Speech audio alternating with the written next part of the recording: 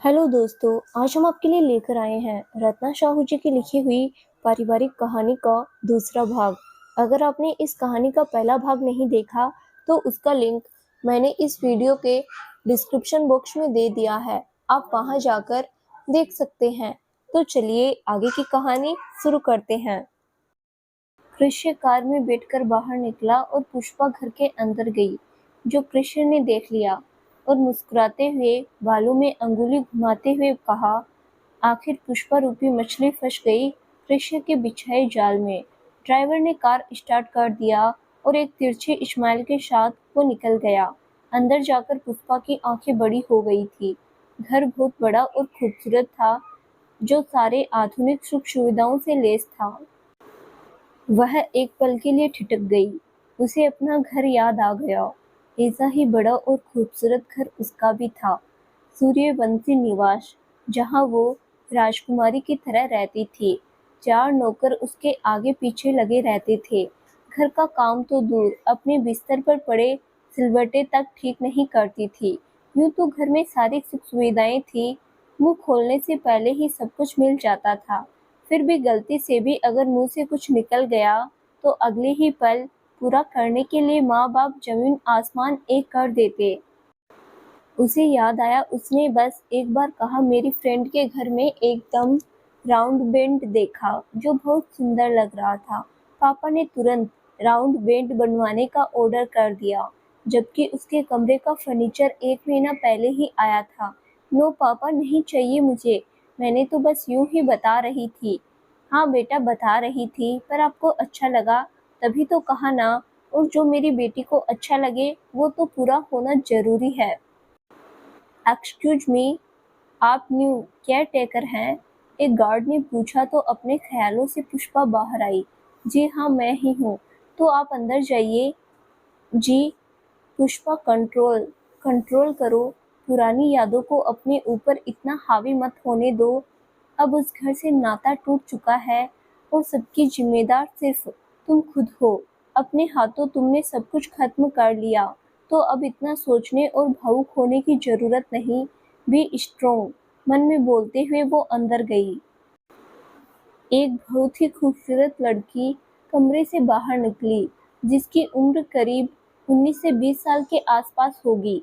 लंबी पतली सी, गोरा रंग, कमर तक सिल्की बाल, तीखे नैन नक्श। ये चेहरा पुष्पा को कुछ जाना पहचाना सा लगा, मानो पहले देख चुकी है। उसने एक पल के लिए दिमाग पर जोर डालकर याद किया, पर याद नहीं आया। तभी उस लड़की ने कहा, पुष्पलता श्रीवास्तव? जी हाँ।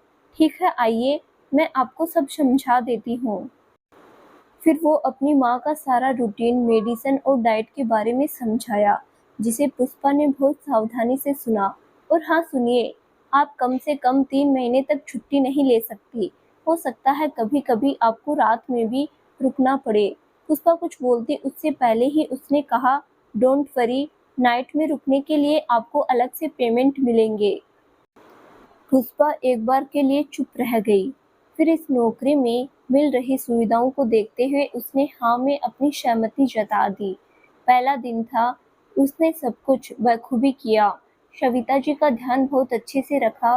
पहले ही दिन सविता जी को उसका व्यवहार और बात विचार काफी अच्छा लगा। पुष्पा को भी सविता जी और उनकी बेटी का व्यवहार काफी अच्छा लगा। काम खत्म कर वो अगले दिन समय से आने की बात कहकर निकल गई। घर पहुंची तो पुष्पा और माधुरी दोनों पास बैठ गए और पूरे दिन की खबर लेने लगी। तो पुष्पा, कैसा रहा पहला दिन? अच्छा लगा, इनफैक्ट बहुत अच्छा।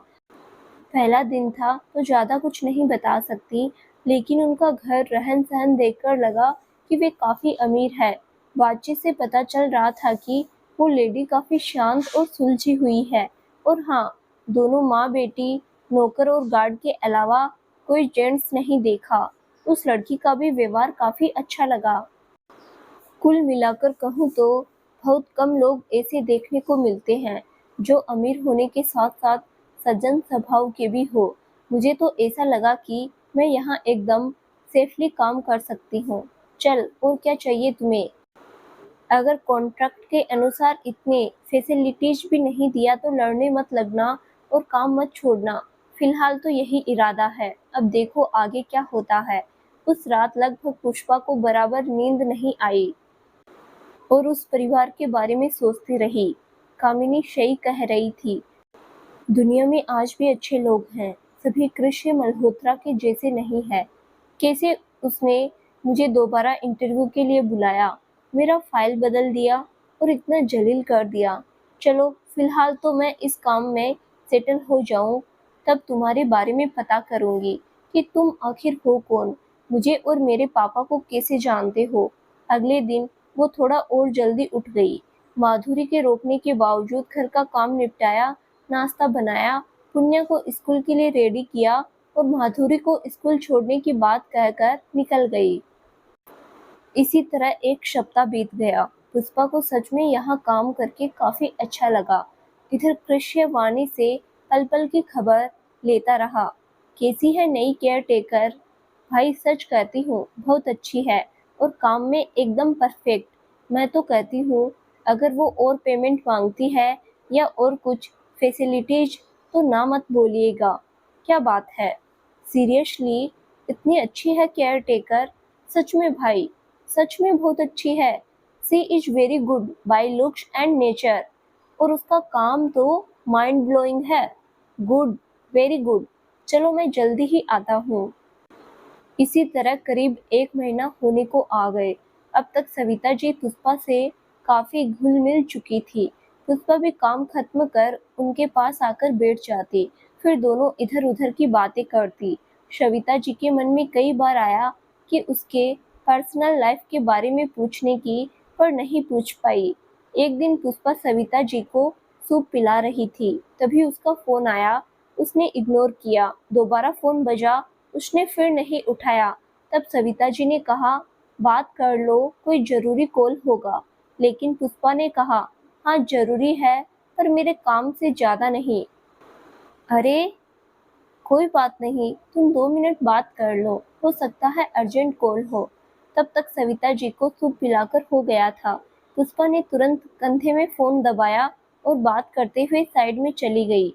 1 महीना होने को आ गया।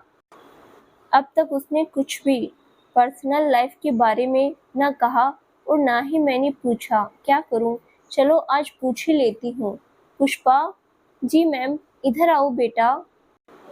जी बोलिए मैम। पुष्पा उनके बेड के पास रखे सोफे पर बैठते हुए बोली, इधर आओ मेरे पास बैठो। अच्छा तुम्हारी शादी हो चुकी है? तुम्हारे घर में और कौन कौन है? यह सुनकर पुष्पा का गला सूखने लगा। समझ नहीं आया क्या जवाब दूं। वो मैम, मुझे मैम मत कहो। तो क्या कहूँ? काकी। काकी बोलो। अच्छा अब बताओ, तुम शादीशुदा हो या कुंवारी? सुनकर पुष्पा बंगले झांकने लगी। अरे इतना घबरा क्यों रही है? नहीं बताना है तो कोई बात नहीं।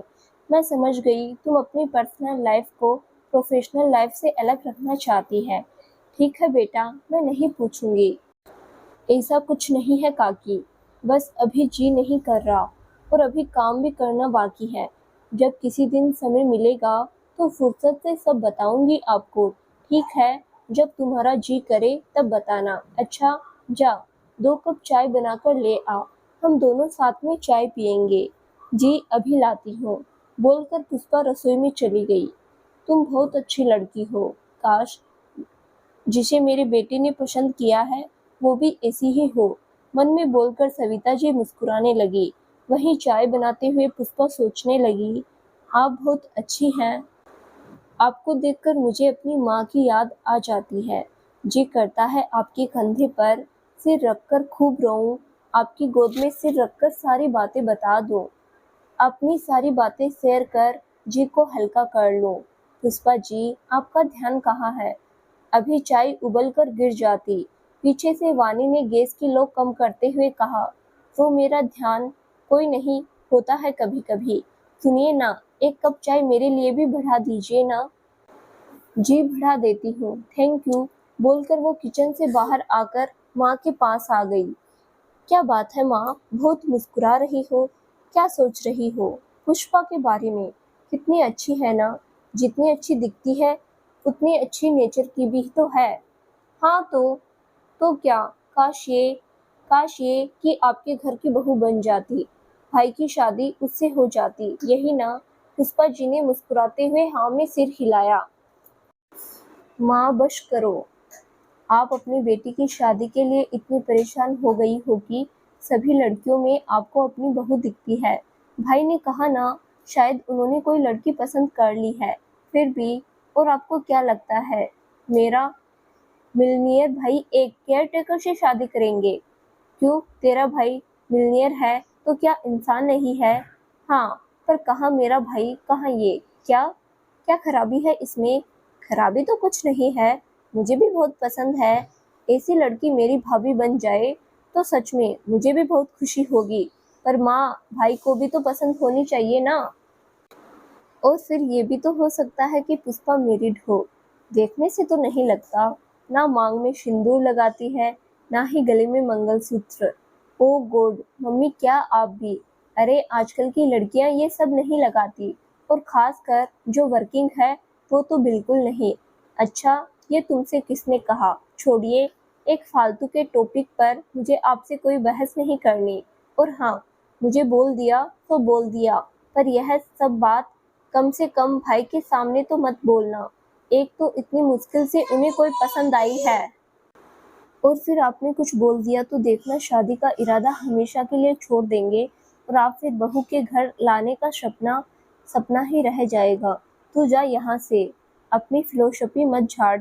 भले बोलूँगी नहीं, लेकिन अगर यह कुंवारी रही फिर एक कोशिश तो मैं जरूर करूँगी। मन ही मन सोच सविता जी के चेहरे पर मुस्कान आ गई।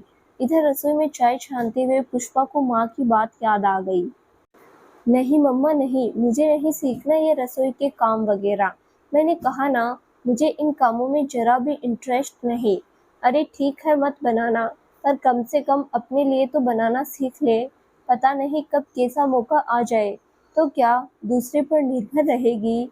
तब कितना मन मारकर उसने रसोई का काम सीखा, और आज देखो, एमबीए की डिग्री, गोल्ड मेडल धरे के धरे रह गए, और माँ का सिखाया हुआ रसोई का काम ही काम आया, मेरे जीवन का आधार बन गया।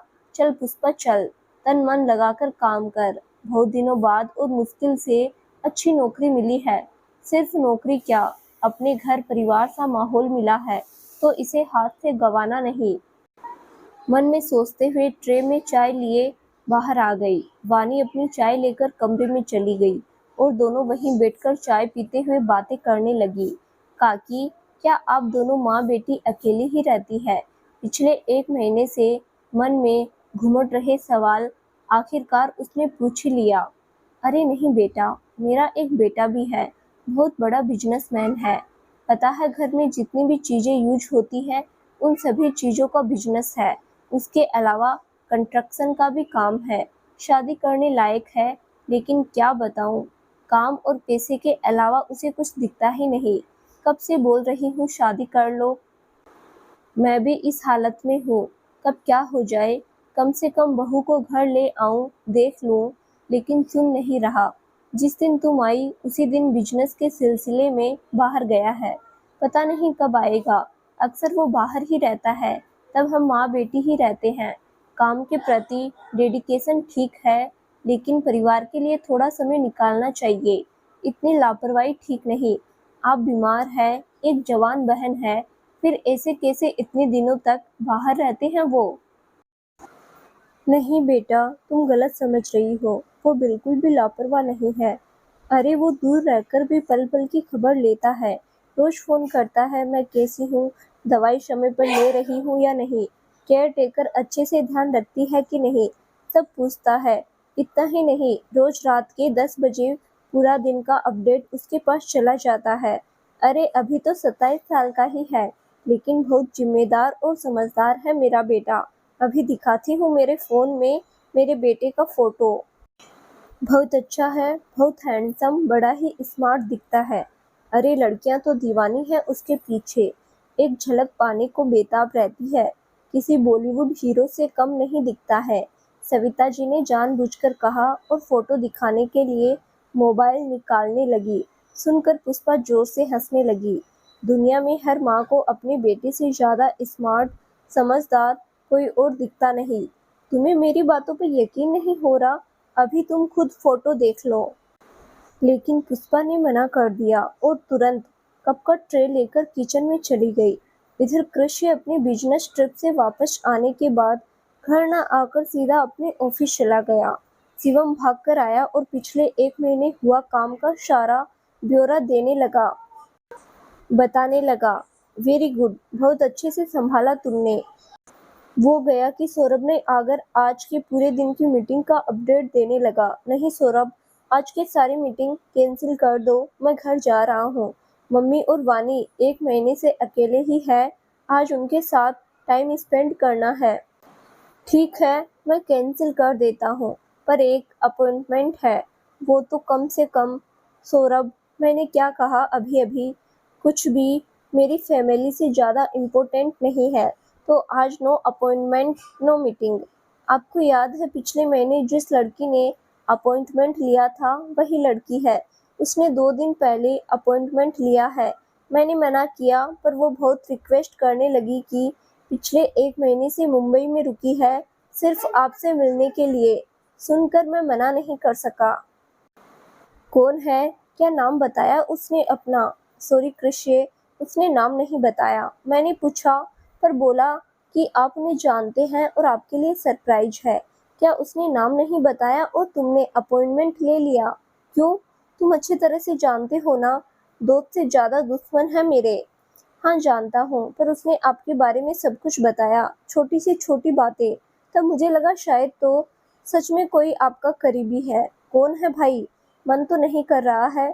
मुझे घर जाना है, मम्मी को देखना है। सिर्फ मम्मी को देखना है या फिर उस केयर टेकर को भी? सौरभ ने हंसते हुए बोल दिया। जस्ट सेट अप, ऐसा कुछ नहीं है।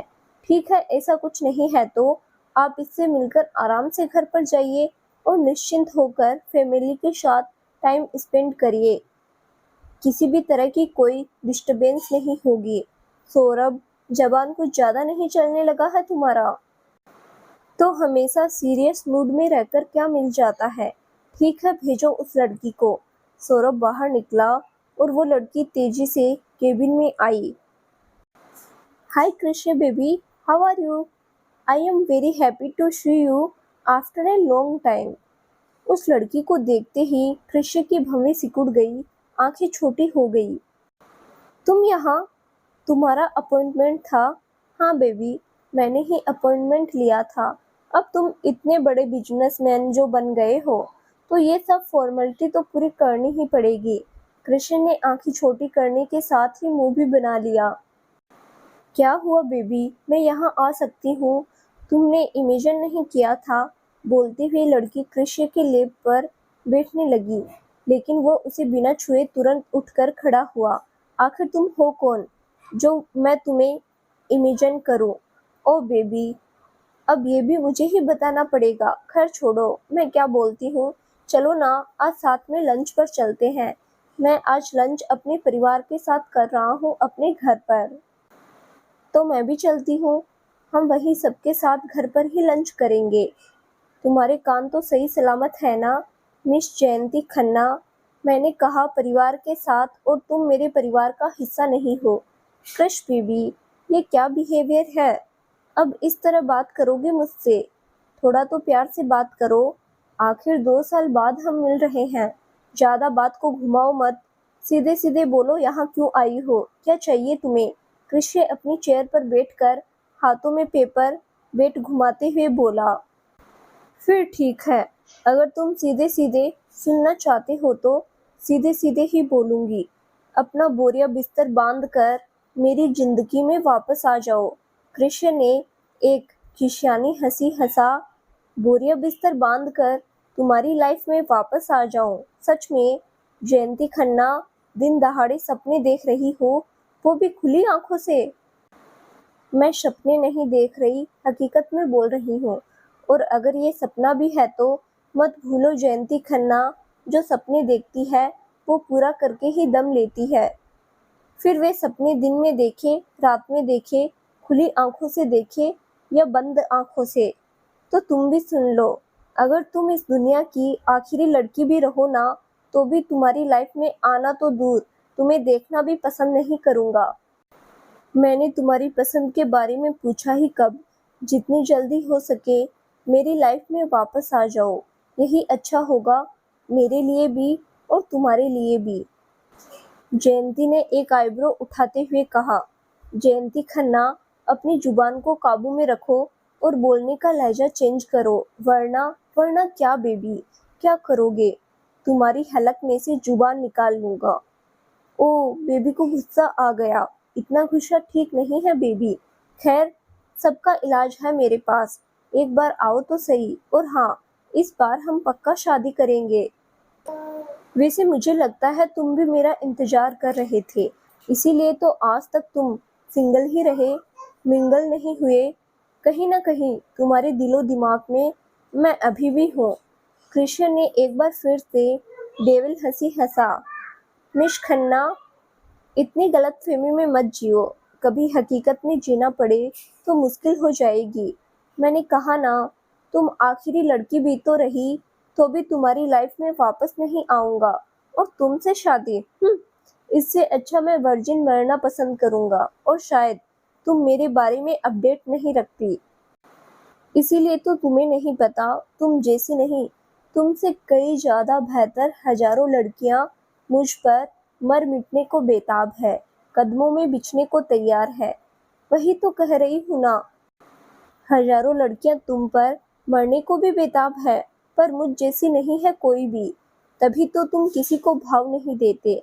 कृष्य बेहद गुस्से में बोला। Out miss Khanna, out. तुम्हारे पास फालतू समय होगा, मेरे पास नहीं है। मेरा एक एक पल कीमती है। आज जो हवा में उड़ रहे हो ना, सिर्फ और सिर्फ मेरे पापा की बदौलत, उनके एहसान की वजह से। और तुम एहसान मानने की बजाय एहसान फरामोश बन रहे हो। उनकी बेटी से इस तरह बात कर रहे हो। उनका एहसानमंद हूँ, इसीलिए तुम यहाँ पर सही सलामत हो, अपने पैरों पर खड़ी होकर मुझसे जबान लड़ा रही हो। वरना तुम्हारी जगह कोई और होता तो अब तक वो अपने पैरों पर खड़ा नहीं होता। तो मेरे पेशेंस की ऐसी की तैसी मत करो, चुपचाप चले जाओ। कृष्ण ने अब की बार बेहद गुस्से और सर्द आवाज में कहा। सौरभ, सौरभ, आइंदा किसी का अपॉइंटमेंट लेने से पहले पूरा डिटेल भी पूछो, फिर लेना। नहीं तो सॉरी सर, मुझसे गलती हो गई। आगे से ऐसा कुछ नहीं होगा। फिलहाल जा रही हूँ, पर मैं दोबारा जरूर आऊंगी। बोलते हुए जयंती पैर पटकते हुए वहां से चली गई। ये लड़की इतनी आसानी से नहीं मानने वाली है। क्या करूं? अविनाश सर से बात करूं? नहीं नहीं, उन्हें बताना ठीक नहीं होगा। फिर ये लड़की उनकी सुनेगी भी कहाँ। मुझे इसे अपने तरीके से ही हैंडल करना होगा। तभी सौरभ ने आकर कहा, कृष्य, मुझे लगता नहीं है कि वो लड़की चुप बैठेगी। चुप नहीं बैठेगी तो कुछ कर भी नहीं पाएगी। कृष्य मल्होत्रा को वश में करना किसी के वश में नहीं। अभी आप घर जा रहे हैं ना? नहीं, अब सीधे शाम को जाऊंगा, बोलकर वो अपने काम में व्यस्त हो गया। इधर दिल्ली में रावी की तबीयत अचानक खराब हो गई। अचानक ही ब्लीडिंग शुरू हो गई। प्रेम उसे तुरंत अस्पताल लेकर गया। वहां पता चला उसका मिसकैरेज हो गया है। डॉक्टर से कारण पूछा तो पता चला लापरवाही और मानसिक तनाव की वजह से। सुनकर प्रेम को बहुत बुरा लगा, अफसोस हुआ। वो उठकर रावी के पास जाकर बैठ गया और उसके सिर पर हाथ फेरने लगा। आंख बंद किए हुए हॉस्पिटल के बर्थ पर लेटी रावी की आंखों से आंसू बह निकले। सॉरी रावी, इस सब का जिम्मेदार सिर्फ मैं हूँ। मेरी वजह से हुआ है। अपने बच्चे को खोने का जिम्मेदार सिर्फ मैं हूँ। प्रेम की बात सुनकर रावी ने मुंह फेर लिया। प्रेम ने उसका हाथ अपने हाथों में लेते हुए कहा, रावी, मैं तुमसे वादा करता हूँ, आगे से ऐसा कुछ नहीं होगा। मैं तुम्हारा पूरा ध्यान रखूंगा। अब की बार रावी ने आंख खोलकर देखा। आपको अपनी गलती का एहसास बहुत देर से हुआ है। Sorry Ravi, I am very sorry. अगर तुम्हारी सॉरी एक्सेप्ट ना करूं तो? प्रेम ने उसका हाथ पकड़ अपने गालों पर जोर जोर से पटकते हुए कहा, तो मार लो जितना मारना है, दे दो मुझे सजा, उतार लो अपना गुस्सा। मैं सच में अपने बच्चे के खोने का जिम्मेदार हूँ, तुम्हारा गुनहगार हूँ। रावी ने अपना हाथ खींच लिया। ये क्या कर रहे हैं आप? मुझसे जो गलतियाँ हुई है उसकी सज़ा। इस तरह? तो तुम बताओ किस तरह? जब तक तुम मुझे पनिश नहीं करोगी तब तक मुझे सुकून नहीं मिलने वाला, चैन नहीं मिलने वाला। तो फिर ठीक है, आपकी सज़ा यही है कि अब आपको मेरे और मेरे बच्चों के अलावा किसी के बारे में नहीं सोचना है। प्रेम ने उसके दोनों हाथों को पकड़कर अपने होठों से लगा लिया।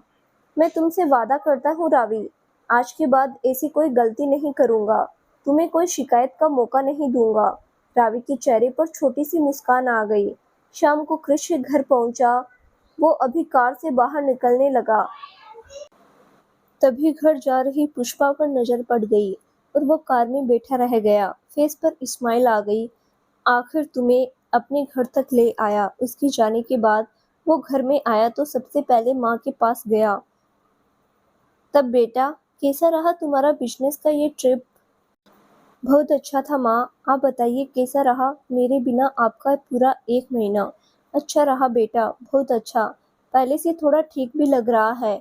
तो आप ये कहना चाहती है कि मैं आपसे दूर रहूँगा तो आप ज़्यादा अच्छी रहेंगी, हेल्दी रहेंगी? तुम भी कैसी बातें कर रहे हो बेटा? भला मैं तुमसे दूर रहकर खुश रहूँगी? अरे ये तो नई केयर टेकर आई है, उसका कमाल है। उसने बहुत अच्छे से ध्यान रखा, बहुत अच्छी लड़की है। पानी, पानी, एक गिलास पानी लाना बच्चा। पानी जब तक आती उससे पहले ही घर में काम करने वाला रमेश ने पानी लेकर आया। तब तक वानी भी भाग कर आई। तुम कब आए भाई? जब तुम पढ़ाई के बहाने मोबाइल में बिजी थी।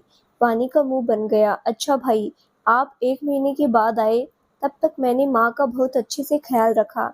चलो अब मेरा रिवॉर्ड दो। रिवॉर्ड क्या? मेरा कार्ड तो तुम्हारे पास है, तुम दोस्तों के साथ चले जाओ। फिर पॉकेट से उसका फेवरेट चॉकलेट निकाल कर उसके हाथ में थमा दिया। वानी खुश होकर भाई के गले से लग गई। अरे कैसा रिवार्ड? तूने क्या ख्याल रखा है मेरा? सारा ख्याल वो पुष्पा ने रखा है। व्हाट? क्या बोल रही हो मम्मा? सिर्फ उसी ने ख्याल रखा आपका, मैंने नहीं रखा। नहीं, मतलब हाँ थोड़ा बहुत, और उसने ज़्यादा रखा। सच में ये नई केयर टेकर तो बहुत अच्छी है। अभी अभी तुम्हारे आने से मुश्किल से 2 मिनट पहले गई है। कृष्य को हंसी आ गई पर रोक लिया। अच्छी बात है माँ। ओ गॉड, मम्मी तो उसके गुणगान करने में ही लगी रहती है। भाई क्या बताऊँ आपको, जब से वो आई है माँ तो उसके पीछे लग गई है। पता है भाई, माँ उसे पूछ रही थी कि तुम शादीशुदा हो या कुंवारी? घर में और कौन कौन है? इतना ही नहीं, उसे अपनी बहू बनाने के सपने देख रही है।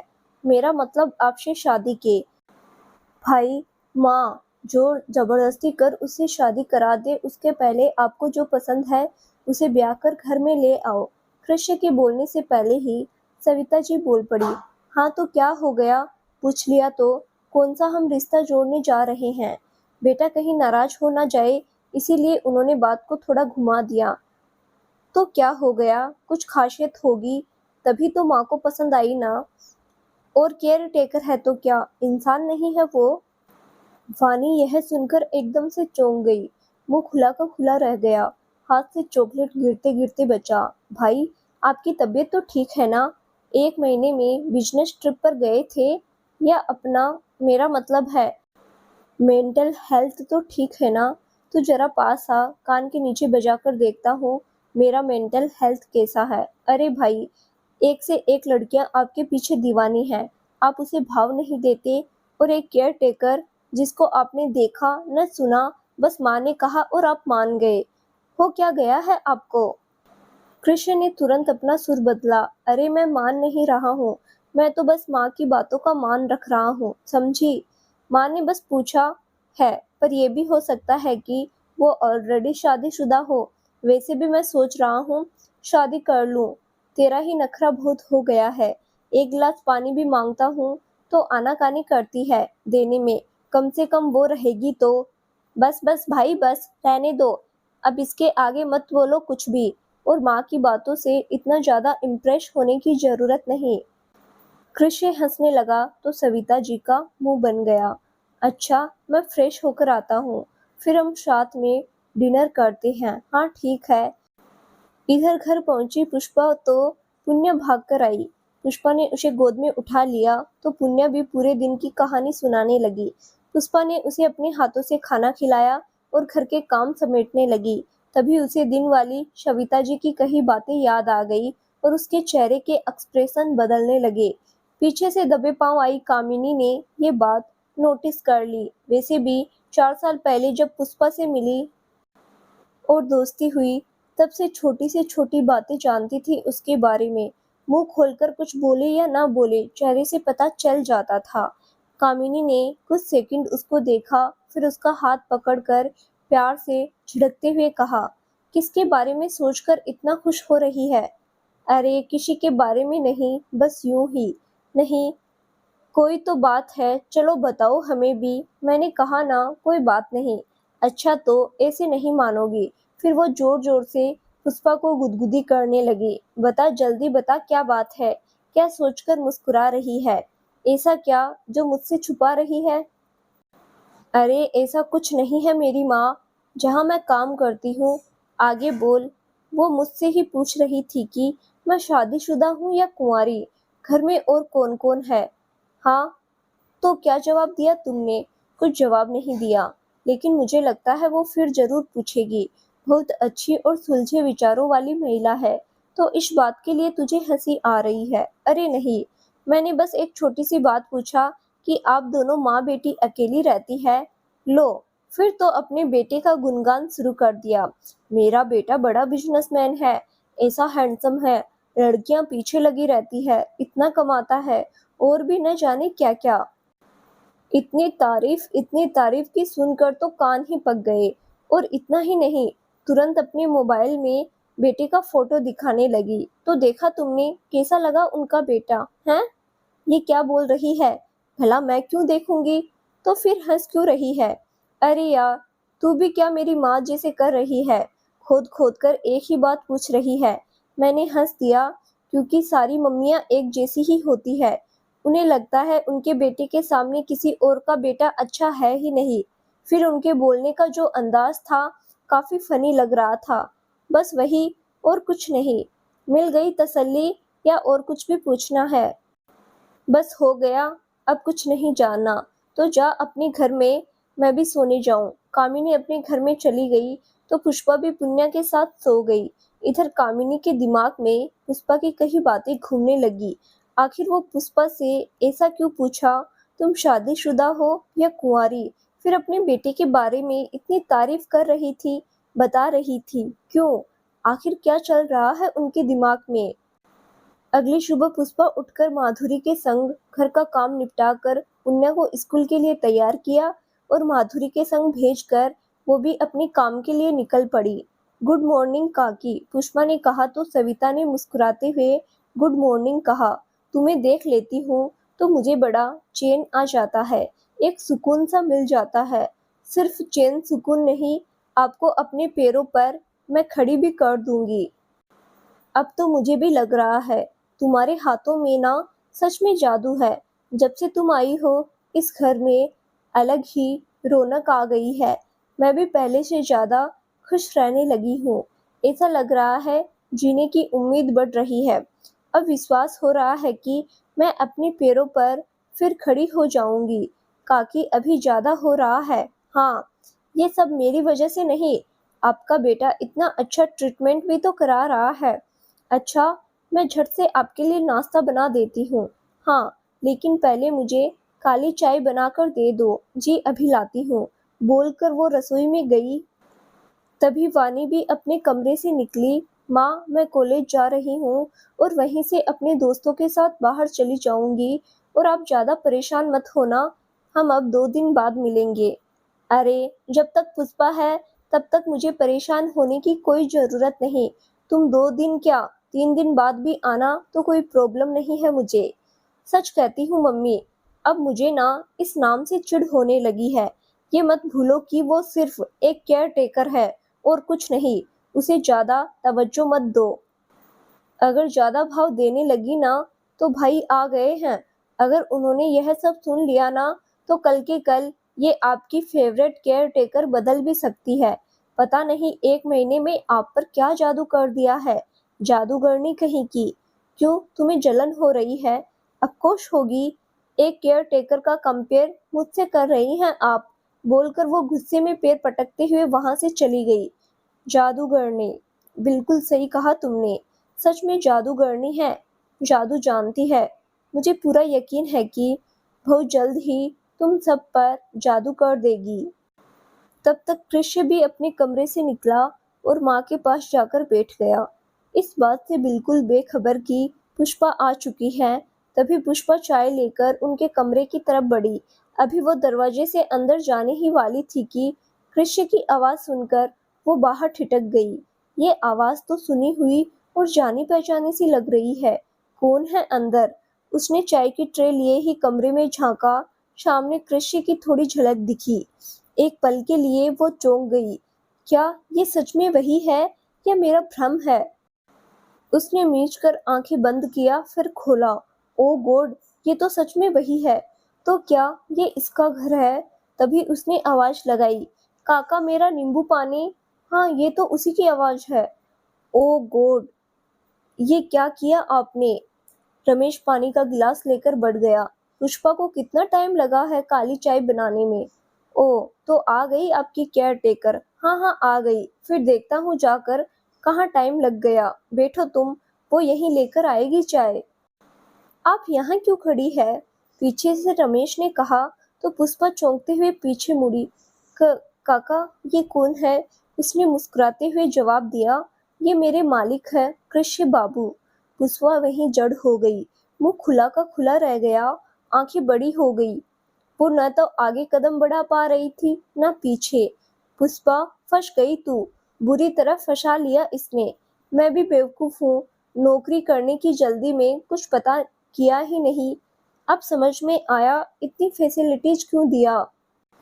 रमेश मुस्कुराने लगा। मैडम, हमारे सर है ही इतने हैंडसम कि जो लड़कियां पहली बार उन्हें देखे तो उनकी स्थिति कुछ ऐसी ही हो जाती है। कैसी हो जाती है? आपके जैसी, बोलकर वो मुस्कुराते हुए कमरे में चला गया। पुष्पा वहीं रुक गई।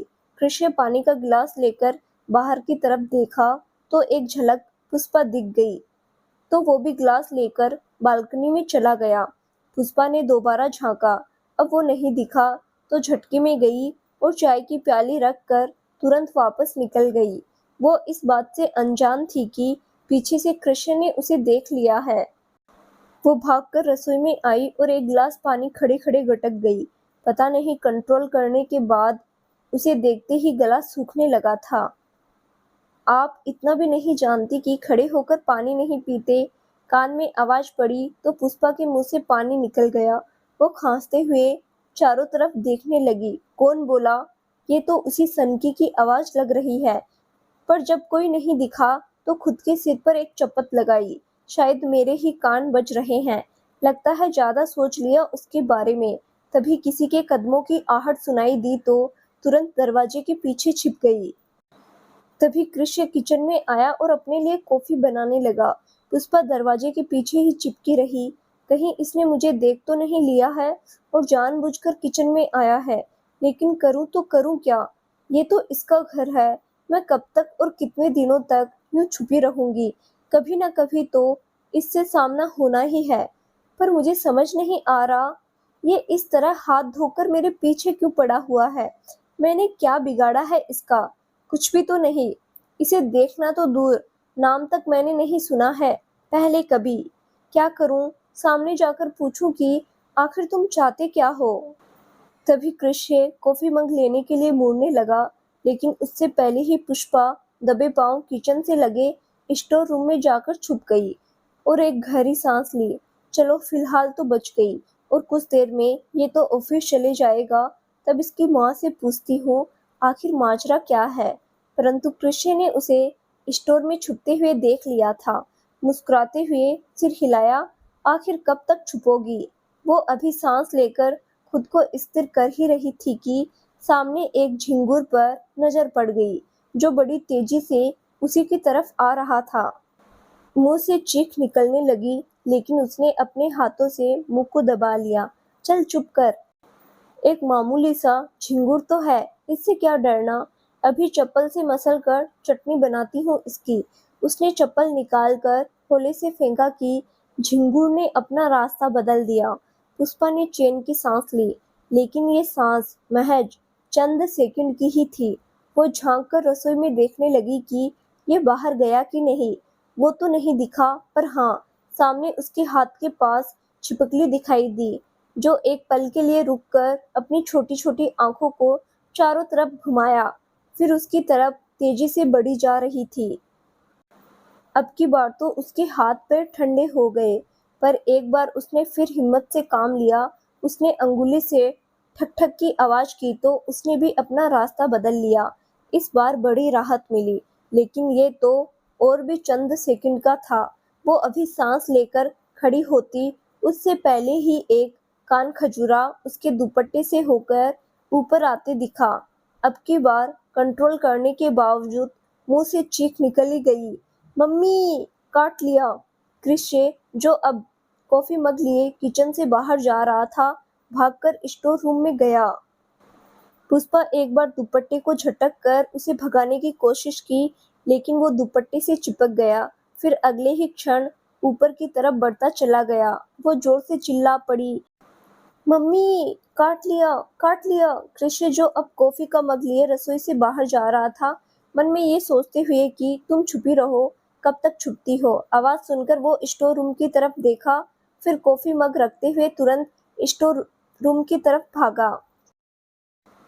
वो कुछ समझ पाता उससे पहले ही पुष्पा ने एक हाथ से उसकी बाह पकड़ ली और दूसरे हाथ से सीने के पास उसकी टी-शर्ट पकड़ आंखें मीच ली। क्या हुआ? आप इतना जोर से क्यों चिल्लाई? इतना डर क्यों गई? बात पूरी करने से पहले ही कृष्ण की नज़र उसके दुपट्टे पर पड़ गई। हद है, इतनी छोटी सी बात के लिए इतना चिल्ला रही हो। फिर उसका दुपट्टा हटाकर नीचे साइड में फेंक दिया। कनखजूरा दुपट्टे से दूर जा गिरा और दूसरी दिशा में भाग गया। पुष्पा अब तक उसे यूं ही पकड़ी हुई थी। अरे छोड़ो मुझे। पुष्पा ने तुरंत उसे छोड़ दिया और दुपट्टा लेने के लिए मुड़ी कि उसका पैर फिसला। वो पीठ के बल गिरती उससे पहले ही कृष्ण ने उसे बाहों में थाम लिया। अभी कनखजूरे का डर मन में था ही। गिरने के डर से एक बार फिर उसने आंखें बंद कर ली थी, पर जब उसे महसूस हुआ कि वो बच गई, तो उसने धीरे से आंखें खोली तो सीधे कृष्ण से नजरें जा मिली। कुछ पल के लिए एक दूसरे में खो गए। तत तुम, मेरा मतलब आप यहाँ कैसे? मेरा घर है तो अपने घर में ही रहूंगा ना। और आप इस तरह चौंक क्यों रही हो, जैसे आपको पता ही ना हो? और ये सब मुझसे अकेले में मिलने का बहाना था ना। सुबह से तो यूं ही छुप रही थी, ऐसे बच रही थी जैसे मेरे सामने आना नहीं चाहती हो, और अब अकेले में इस तरह सीधे बाहों में आ गई, वो भी बगैर दुपट्टे के। ऊपर से हटने का नाम नहीं ले रही हो। बढ़िया जालसाजी है, किसी लड़के को अकेले में बुलाकर अपने बिछाए जाल में फंसाने का। ओ हेलो, कुछ ज्यादा नहीं बोल दिया आपने। मैं आपको क्यों बुलाऊंगी? और क्या मैंने आपका नाम लिया, आपको बुलाया नहीं ना? अरे आप इतना जोर से चिल्लाई कि कोई भी भागकर आ सकता था। वही तो, कोई भी भागकर आ सकता था, पर आप ही क्यों आए? या फिर लड़की की आवाज सुनकर भागकर आए? अगर ऐसा है तो इसका मतलब आपको स्वयं पर कंट्रोल नहीं है। एक बात और, मैं आपकी बाहों में नहीं गिरी, आपने मुझे थामा है। आपने ही मेरा दुपट्टा फेंका और अब छोड़ने का नाम नहीं ले रहे। ओह, तो मुझसे हेल्प लेकर मुझ पर ही इल्जाम लगा रही हो। बड़ी एहसान फरामोश लड़की है। लो फिर, छोड़ दिया। धीरे से बोलते हुए तुरंत छोड़ दिया। पुष्पा धड़ाम से नीचे गिरी। तुम्हारी इतनी हिम्मत, तुमने मुझे नीचे छोड़ा कैसे? पुष्पा ने दांत पर दांत बिठाते हुए कहा। कैसे छोड़ा नीचे? मतलब फिर से बताना पड़ेगा। चलो एक बार फिर आपको गिराता हूँ, फिर आपको पता चल जाएगा। चल भाग यहाँ से। क- कमी ना ना, सेंटेंस पूरा नहीं होना चाहिए। और बोलने का लहजा चेंज करिए। और ये मत भूलिए आप कहाँ खड़ी है। ये मेरा घर है, तो मेरे घर में इस तरह बातें करने का अंजाम। आपका घर है तो क्या आप कुछ भी करोगे? पता है कितना जोर से लगा, मुझे कितना दर्द हो रहा है, पर मैंने तो कुछ किया ही नहीं, और सिर्फ अपने चोट की पड़ी है। चोट तो मुझे भी लगी है, और मेरे दर्द का क्या वो कभी इमेजिन किया है? पाठ, क्या बोल रहे हो? कुछ समझी नहीं मैं। तुम्हें कब चोट लगी? कुछ नहीं, चोट मुबारक हो। दर्द सहते रहिए, बेस्ट ऑफ लक। रोज थोड़ा थोड़ा चोट लगेगी अब आपको। कृष्य धीरे से बोलते हुए वहां से निकल गया। इसे कब चोट लगी? गिराया मुझे और चोट इसे लगी। चल भाग यहाँ से, पहेलियां बुझा रहा है। ओ मम्मी, कितने जोर से चोट लगी। कमीने ने हाथ भी नहीं थामा उठाने के लिए।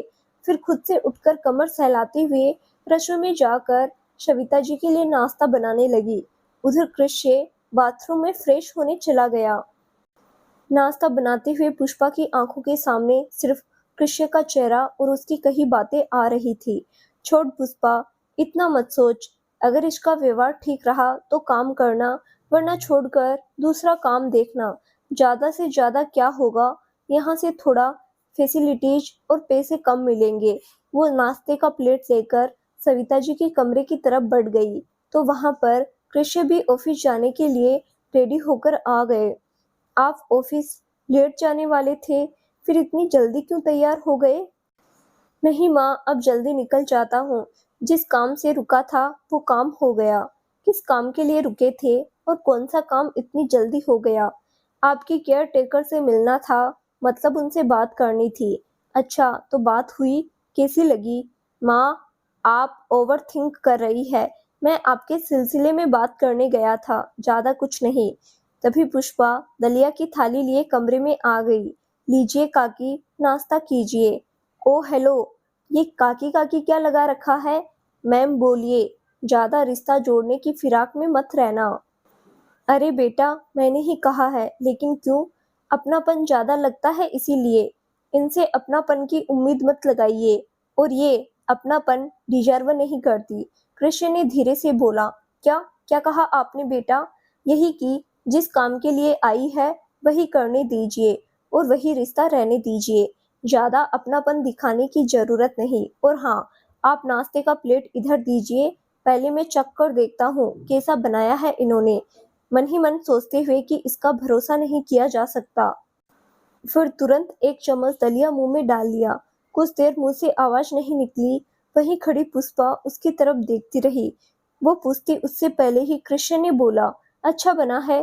काम ऐसे ही अच्छे से होना चाहिए, शिकायत नहीं आनी चाहिए। वरना वरना क्या? वो जवाब देता उससे पहले ही सविता जी बोली, आपकी बातों से लग रहा है जैसे आप पहले से इन्हें जानते हैं। नहीं माँ, मैं नहीं जानता, और जानना तो दूर, कभी देखा भी नहीं।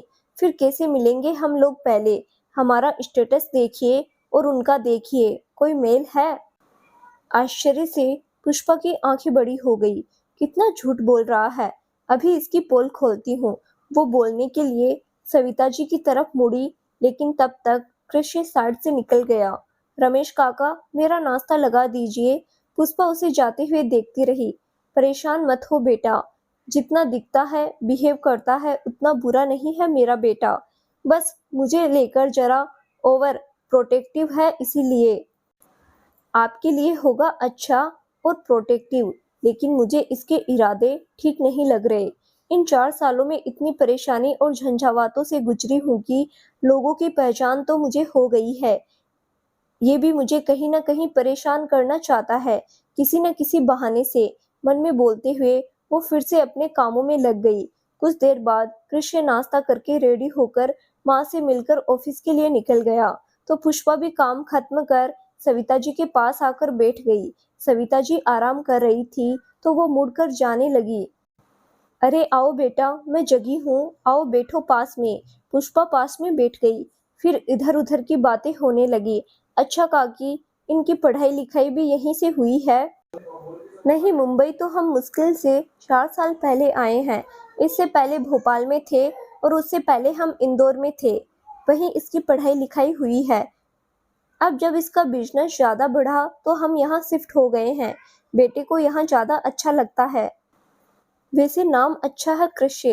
पुष्पा ने जानबूझकर पूछा ताकि कहीं उसका दूसरा नाम भी है तो पता चल सके। हाँ बेटा, सब कहते हैं, और इसका तो पहला नाम कृष्णा है। बाद में इसने अपना नाम बदलकर कृष्ण कर लिया। कृष्णा नाम तो सुना हुआ लग रहा है, और भोपाल में रहा है, उससे पहले इंदौर में। मतलब कुछ ना कुछ कनेक्शन तो है मेरी फैमिली से। क्या करूं, इनसे पूछूं? नहीं नहीं, कहीं अगर ये भी मुझे जानती होगी तो ज़्यादा प्रॉब्लम हो जाएगी। मैं अपने तरीके से पता करूँगी। उस शाम वो जब घर लौटी तो माधुरी को खाना बनाने का कह दिया और वो अपने सर्टिफिकेट वाली फाइल निकाल कर ले आई और उसमें जितने भी क्लास फोटोज थे, ग्रुप फोटोज थे, सबको एक एक कर देखने लगी, पर कुछ पता नहीं चला। तब पुरानी डायरी से अपने कॉलेज की फ्रेंड रोजी का नंबर ढूंढ निकाला। फोन नंबर डायल किया लेकिन फोन नहीं लगा। पुष्पा ने नंबर दोबारा नहीं ट्राई किया। सोचा हो सकता है उसने नंबर चेंज कर लिया हो। वो सब कुछ समेटकर पुण्या के पास गई। तभी उसके मोबाइल पर रिंग बजा। ट्रू कॉलर पर रोजी नाम शो हो रहा था।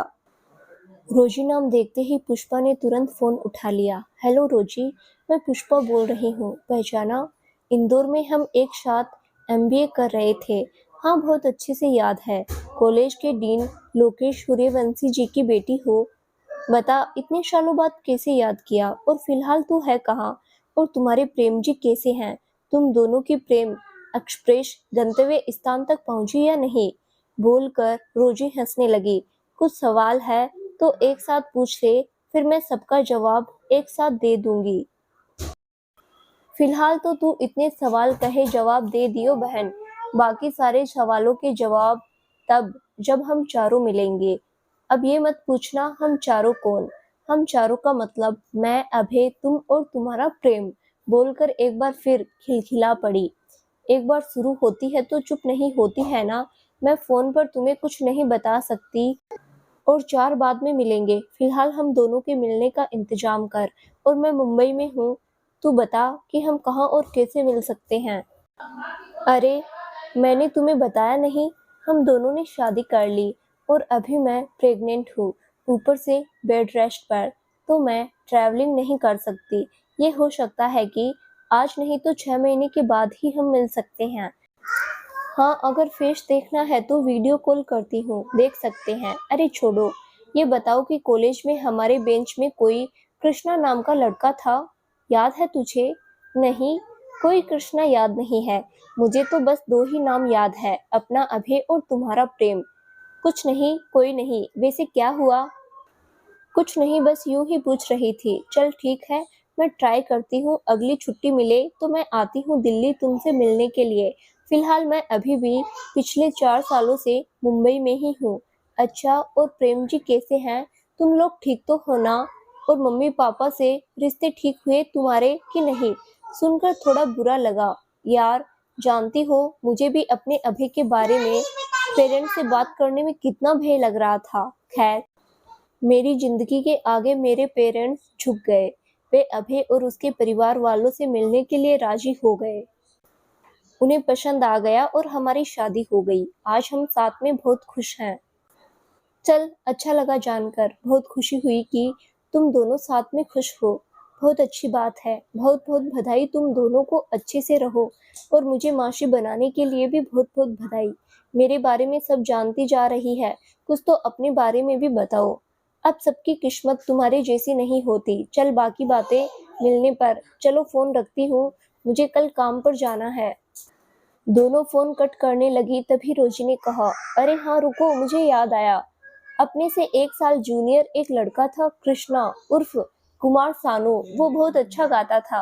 कुछ ही दिनों में वो कॉलेज में बहुत फेमस हो गया, खासकर लड़कियों के बीच बहुत पॉपुलर हो गया। फिर पता चला कि अचानक बीच में कॉलेज छोड़ दिया, गायब हो गया। जानती है, मुझे पता चला कि लड़कियां पागलों की तरह उसे ढूंढ रही थी। फिर पता चला उसने शहर भी छोड़ दिया। कॉलेज बीच में क्यों छोड़ दिया जब इतना अच्छा था? तो वो सब मुझे नहीं पता यार, पता करने की जरूरी नहीं समझा। वो तो इतना पॉपुलर था कि उसके छोड़ने के बाद सब आपस में बात करने लगे तो पता चला। ठीक है, चल बाय, बोलकर दोनों ने फोन रख दिया। क्या ये वही कृष्णा? कृष्ण तो नहीं, कैसे पता लगाऊं? मन में कृष्ण की बातें घूमते घूमते अनायास ही रोजी की बातें दिमाग में आ गई। मेरा अभय, मेरे पेरेंट्स मान गए, हमने शादी कर ली, हम साथ में खुश हैं, मैं माँ बनने वाली हूँ। सोचते सोचते मन बेचैन हो गया। काश मेरी भी किस्मत ऐसी होती। काश आज मेरे साथ भी प्रेम होता। काश उसका साथ नहीं छूटता तो आज हमारे लिए ही जिंदगी कुछ और होती। दिमाग में यही बातें घूमते घूमते कब आंख लग गई पता नहीं चला। अगली सुबह वो फिर सब काम निपटाकर बाहर निकली तो ड्राइवर गाड़ी लेकर आ चुका था। उसे 1 महीना से ज्यादा हो चुका था, तो उसे पॉलिसी के अनुसार अब उसके लाने और ले जाने के लिए गाड़ी लेकर ड्राइवर आने लगा। गाड़ी में बैठी पुष्पा के दिमाग में एक बार फिर कृष्य आ गया। वो उसके बारे में सर्च करने लगी। कुछ देर बाद जब वो वहां पहुंची तो आदता अनुसार उसने सविता जी को गुड मॉर्निंग बोला और अपने काम में लग गई। वो सबसे पहले काली चाय लेकर रसोई से निकली और सामने वानी दिख गई। गुड मॉर्निंग वानी जी, आप कैसी हैं? कब आए और कैसा रहा आपका लोनावला का ट्रिप? पुष्पा की बात सुनकर वानी ने आंखें गोल गोल घुमाते हुए थोड़ा इग्नोर किया, फिर बोला, हाँ अच्छा था। फिर धीरे से, थोड़ा अच्छे से बात क्या कर लिया? ये तो कुछ ज्यादा ही फ्रेंडली होने लगी। ये सिर्फ और सिर्फ मेरी माँ की वजह से हुआ है। कुछ ज्यादा ही तवज्जो दे रही है। तभी सामने कृषि अपने कमरे से निकल रहा था। क्या हुआ बच्चा, सुबह सुबह मुंह क्यों बना हुआ है?